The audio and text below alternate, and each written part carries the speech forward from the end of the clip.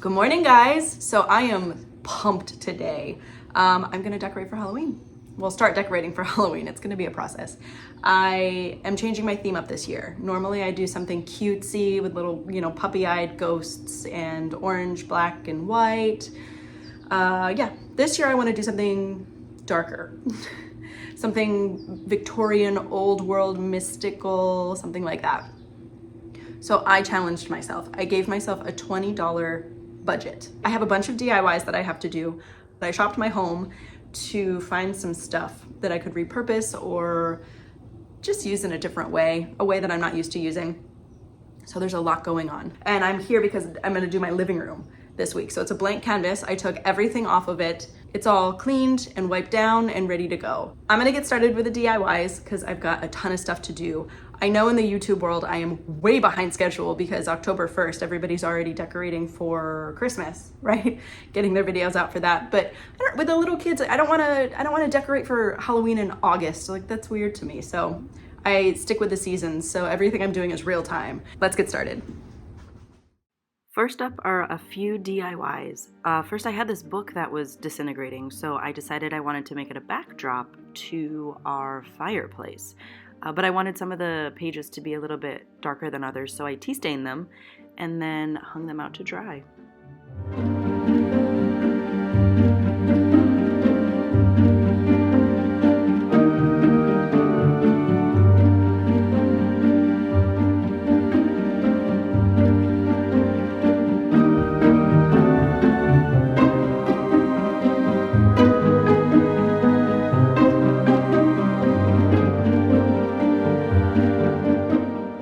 Next up are these cute little pumpkins. I'm not so into silver, but I really loved a cranberry kind of color this year, so I custom mixed a paint color, put some baking soda in it, and then gave them a little bit of texture, so I updated them that way.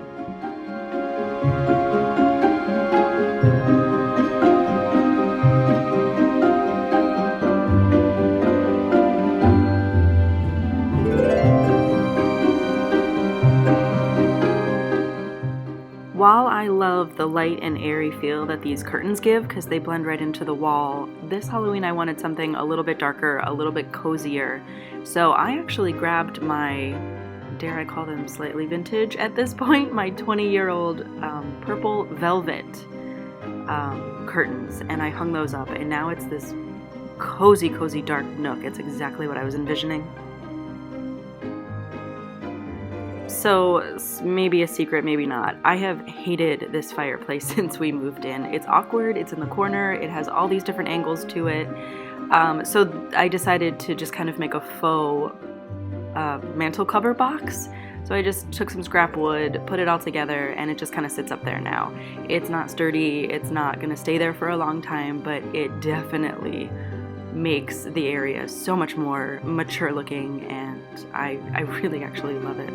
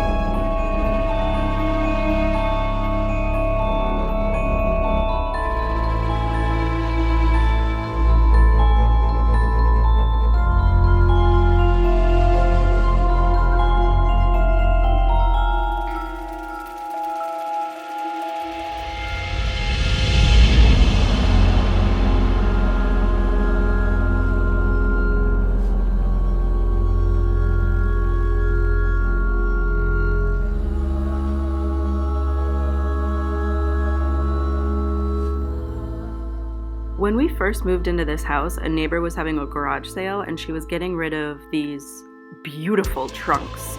They're incredibly old. One of them, not this one, but one of them was actually supposed to be on the Titanic. Obviously it didn't make it on the Titanic because we have it now.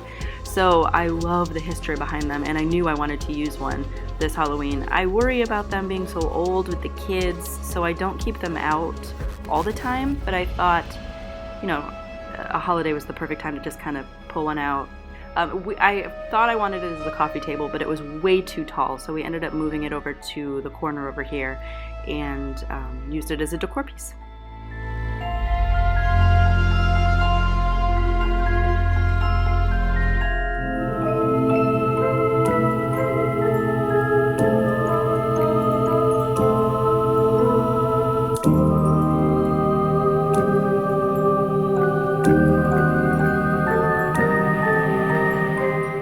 I have an extreme love-hate relationship with faux cobwebs. I am terrible at decorating with them. This little nook over here took me almost a half an hour to get the cobwebs right.